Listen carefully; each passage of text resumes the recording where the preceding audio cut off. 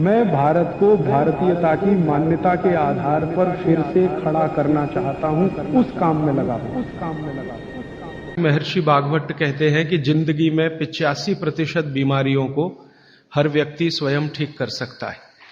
तो अब तक जो मैं बात कर रहा था कल तक, वो 85% वाला हिस्सा था।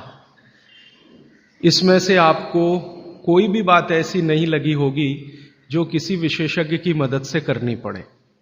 अब तक मैंने जितना भी आपको बताया है वो सब इतनी सरल और सहज बातें हैं जो आप स्वयं कर सकते हैं। आज मैं आपको 15% वाले हिस्से की बात करूंगा। जो बचा हुआ 15% हिस्सा है जिसमें किसी विशेषज्ञ की जरूरत है, वो वाली बात आपसे शुरू करूंगा। लेकिन आज आप महसूस करेंगे व्याख्यान खत्म होने के बाद कि अरे ये 15% भी हम कर सकते हैं। भागवत जी की यही खूबी है। वो ये मानते हैं कि दुनिया का हर व्यक्ति विशेषज्ञ हो सकता है। और वो ये भी एक जगह लिखते हैं कि मैं अकेला भागवत नहीं, मेरे बाद और भी हो सकते हैं। वो ये कहते हैं कि जो व्यक्ति भी अपने शरीर का सूक्ष्म अवलोकन कर सके, ऑब्जर्वेशन सूक्ष्म माइक्रो लेवल पे, वो सभी विशेषज्ञ हो सकते हैं। तो विशेषज्ञ चिकित्सा के स्तर पर आज मैं उनका एक अध्याय आपके सामने लेता हूं। ऐसे उन्होंने लगभग 40 से ज्यादा अध्याय लिखे हैं, उसमें से एक मैं शुरू करता हूं। भागवत जी ये कहते हैं कि जब विशेषज्ञ चिकित्सा की बात आए, गंभीर रोग जैसे कैंसर है, डायबिटीज है, अर्थराइटिस है, तो इसमें वो कहते हैं कि भगवान ने, प्रकृति ने ऐसी व्यवस्था बनाई है कि विशेष गंभीर रोगों की चिकित्सा भी आप बहुत आसानी से, सहजता से कर सके। उसमें से उन्होंने एक जगह लिखा है कि इस पूरे ब्रह्मांड में, पूरी प्रकृति में ऐसी कई चीजें हैं जो एक साथ वात, पित्त और कफ तीनों को ठीक करने की शक्ति रखती है, एक साथ। बहुत कम चीजें ऐसी हैं प्रकृति में जो वात, पित्त, कफ तीनों को एक साथ ठीक रखें। कुछ चीजें ऐसी हैं जो वात को अच्छा रखेंगी, कुछ चीजें ऐसी हैं जो पित्त को अच्छा रखेंगी, कुछ चीजें ऐसी हैं जो कफ को अच्छा रखेंगी। वात को अच्छा रखने वाली सबसे अच्छी चीज जो आपके घर में है वो है तेल। तेल तेल वो जिसमें आप सब्जियां बनाते हैं, तेल वो जिसमें आप सब्जियां बनाते हैं। तो सबसे अच्छी चीज वो बोलते हैं कि तेल है, जो वात को हमेशा समभाव में रखता है, समानता में रखता है, वात को बढ़ने नहीं देता। लेकिन उन्होंने एक शब्द पर जोर दिया है कि तेल का माने शुद्ध तेल।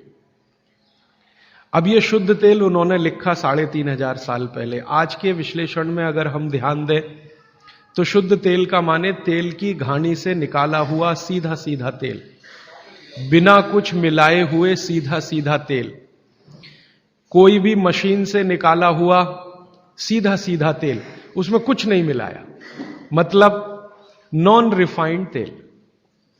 नॉन रिफाइंड तेल। अगर आप तेल खा रहे हैं तो भागवत जी का निवेदन है कि आप तेल शुद्ध खाइए, माने रिफाइंड तेल मत खाइए, डबल रिफाइंड तेल मत खाइए। अब आप कहेंगे जी क्यों नहीं खाएं, डॉक्टर तो यही बोलते हैं कि रिफाइंड खाओ, डबल रिफाइंड खाओ तो आपको हृदय घात नहीं आएगा, वगैरह वगैरह। ये जो रिफाइंड तेल है, मैंने इनको देखा है कैसे रिफाइंड किया जाता है। आप भी देख लें, कभी मौका मिले तो बहुत अच्छा होगा। किसी भी तेल को रिफाइंड करने में 6 से 7 केमिकल इस्तेमाल होते हैं और डबल रिफाइंड करने में 12 से 13 केमिकल इस्तेमाल होते हैं। वो सब केमिकल मनुष्य के द्वारा बनाए गए हैं प्रयोगशाला में। भगवान का बनाया हुआ एक भी केमिकल तेल को रिफाइंड नहीं कर सकता। भगवान का बनाया हुआ माने प्रकृति का दिया हुआ, जिसको आप अंग्रेजी में कहते हैं ऑर्गेनिक।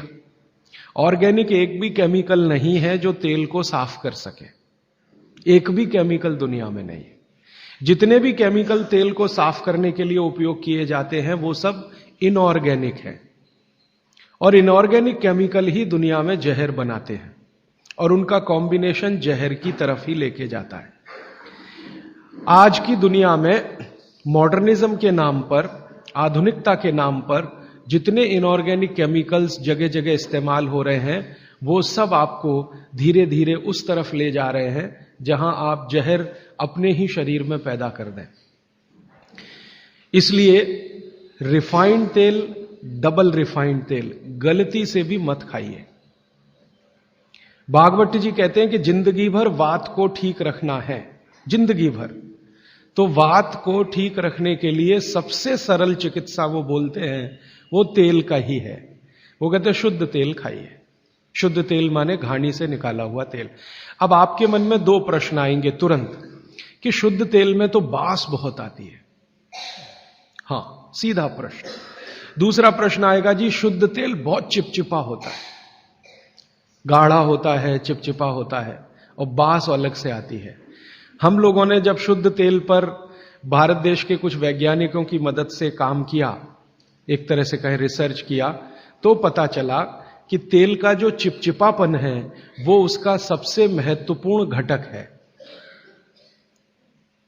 तेल में बहुत कुछ होता है, जैसे मैंने आपको पहले दिन बताया ना, मिट्टी में माइक्रो न्यूट्रिएंट्स है, कैल्शियम है, आयरन है, सिलिकॉन है, कोबाल्ट है, ऐसे तेल में भी है, हर चीज में है। तो तेल का जो सबसे महत्वपूर्ण हिस्सा है वो उसका चिपचिपापन ही है। और जैसे ही तेल में से ये चिपचिपापन निकाला तो पता चला वो तेल ही नहीं बचा।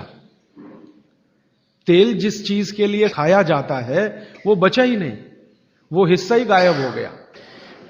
फिर हमने देखा कि तेल में जो बास आ रही है, बास, वो उसका प्रोटीन कंटेंट है। तेल में प्रोटीन बहुत है। जैसे आपने सुना है दालों में प्रोटीन होता है, दालों में प्रोटीन सबसे ज्यादा है, भगवान का, ईश्वर का दिया हुआ। दालों के बाद दूसरे नंबर पर जो प्रोटीन सबसे ज्यादा है वो तेलों में है। तो आप जो तेल में देख रहे हैं कि उसकी बास है, वो बास जो है ना, उसका ऑर्गेनिक कंटेंट है प्रोटीन के लिए। 4-5 तरह के प्रोटीन है सभी तेलों में। आप जैसे ही तेल की बास निकालेंगे उसका प्रोटीन वाला घटक गायब हो जाता है। अब बास निकाल दिया तो प्रोटीन निकल गया, और चिपचिपापन निकाल दिया तो उसका जो फैटी एसिड है वो गायब। अब ये दोनों ही चीजें गायब हो गई तो तेल नहीं रहा, वो पानी है एक तरह से। इसलिए भागवत जी ने सूत्र लिखा कि जिंदगी भर वात की चिकित्सा अगर आपको करनी पड़ जाए तो बेहतर है कि आप शुद्ध तेल खाएं तो वात की चिकित्सा ही ना करनी पड़े। और मैंने आपको सबसे पहले दिन बताया था कि दुनिया में सबसे ज्यादा रोग वात के ही हैं, सबसे ज्यादा रोग। ये घुटने दुखना से लेकर कमर दुखना, हड्डियों में दर्द, ये वात के तो रोग है ही। सबसे खतरनाक वात का रोग है हार्ट अटैक, हृदयघात। सबसे खतरनाक बात का रोग है पैरालिसिस। सबसे खतरनाक बात का रोग है ब्रेन का डैमेज हो जाना। तो ये खराब से खराब जो रोग आपकी जिंदगी में है, इनमें वात के खत्म हो जाने की या वात के पूरी तरह से बिगड़ जाने की भूमिका सबसे बड़ी है। दोस्तों, वीडियो अच्छी लगी हो तो लाइक और सब्सक्राइब जरूर करके जाएं।